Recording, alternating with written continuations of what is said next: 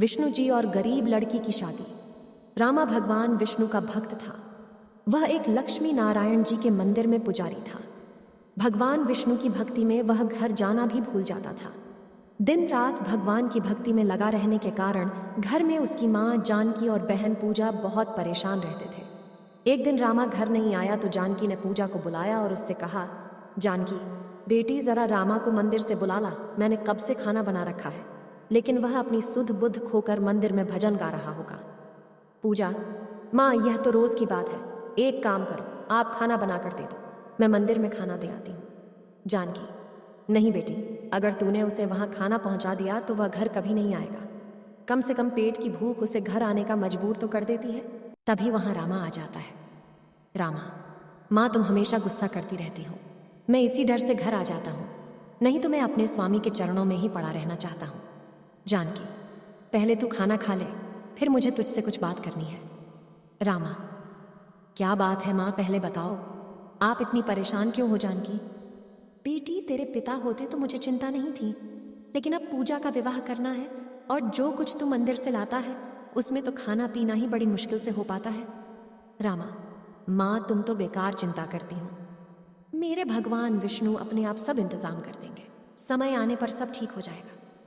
जानकी, बेटा तू बहुत सीधा है, तुझे नहीं पता लड़का मिलना और विवाह करना कितना बड़ा काम है। रामा, माँ मैं सब जानता हूँ और इंतजाम भी हो जाएगा, अब तुम मुझे जल्दी से खाना दो, मुझे मंदिर जाना है, शयन आरती का समय होने वाला है। रामा खाना खाकर मंदिर चला जाता है। इसी तरह कुछ दिन बीत जाते हैं।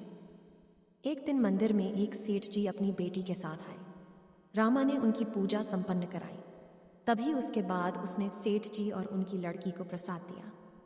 सेठ जी की लड़की ने प्रसाद फेंक दिया। रामा, सेठ जी आपकी लड़की ने भगवान का प्रसाद क्यों फेंक दिया?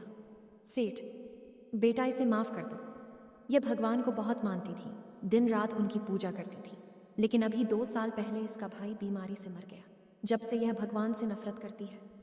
मैं इसे बहुत समझाता हूं लेकिन यह नहीं मानती। रामा, लेकिन आप इसे मंदिर क्यों लाए हो? सेठ, मैंने सोचा भगवान इस पर कृपा करेंगे तो यह ठीक हो जाएगी। रामा, सेठ जी आप इसे हर दिन मंदिर लाया कीजिए, भगवान विष्णु की कृपा से यह ठीक हो जाएगी। अगले दिन से सेठ जी अपनी बेटी के साथ हर दिन मंदिर आने लगे, लेकिन उनकी बेटी उदास बैठी रहती थी, वह पूजा भी नहीं करती थी। एक दिन सेठ जी ने कहा, बेटा मैं चाहता हूं तुम मेरी बेटी से विवाह कर लो, तुम विष्णु भगवान के भक्त हो, एक दिन यह भी तुम्हारी तरह भगवान की भक्ति करने लगेगी। रामा, सेठ जी मेरी बहन विवाह योग्य है, मैं पहले उसका विवाह करूंगा, फिर अपने बारे में सोचूंगा। सेठ, उसकी तुम चिंता मत करो, मैं उसके विवाह के लिए तुम्हें पैसे दे दूंगा, एक साथ दोनों का विवाह हो जाएगा। रामा, अपनी माँ से बात करता है, वह भी तैयार हो जाती है। एक अच्छा सा लड़का देखकर रामा अपनी बहन का विवाह पक्का कर देता है। सेठ जी से पैसे लेकर रामा विवाह की सारी तैयारी कर लेता है। विवाह के दिन सुबह सेठ जी रामा के घर आते हैं। सेठ जी, रामा, अब यह विवाह नहीं हो सकता। रामा, सेठ जी ये आप क्या कह रहे हैं, शाम को बारात आने वाली है। सेठ जी, लेकिन मेरी बेटी विवाह के लिए तैयार नहीं है, वह कह रही है यदि आपने उस पुजारी से मेरा विवाह किया तो मैं अपनी जान दे दूंगी, वह भगवान का भजन करेगा, मुझे यह बर्दाश्त नहीं होगा। रामा, सेठ जी मुझे अपनी बहना का विवाह कर लेने दीजिए, मैं धीरे धीरे आपका सारा कर्जा चुका दूंगा। सेठ जी, लेकिन जब मेरी बेटी का विवाह नहीं हो रहा तो मैं तुम्हें पैसे क्यों दूं, तुम कहीं और से इंतजाम कर लो। यह कहकर सेठ जी चले गए। रामा दौड़ा मंदिर पहुंचा। रामा, भगवान मैंने दिन रात आपकी सेवा की है, आज आपके इस भक्त की परीक्षा है, मेरी बहन का विवाह टूट गया तो मैं भी अपने प्राण त्याग दूंगा। कुछ देर बाद रामा घर आया।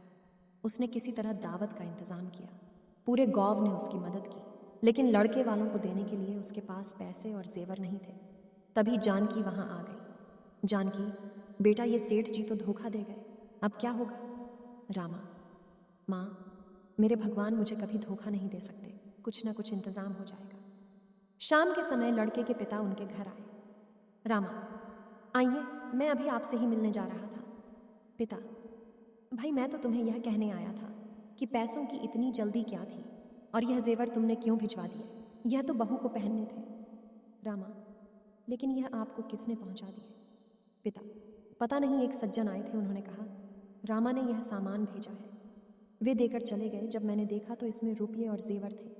मैं यह जेवर वापस लाया तक तुम अपनी बहन को पहना सको। यह सुनकर रामा रोने लगा। रामा, मेरे प्रभु स्वयं मेरी बहन के विवाह में पहुंच गए। यह सब उनकी ही माया है। यह कहकर वह रोने लगा।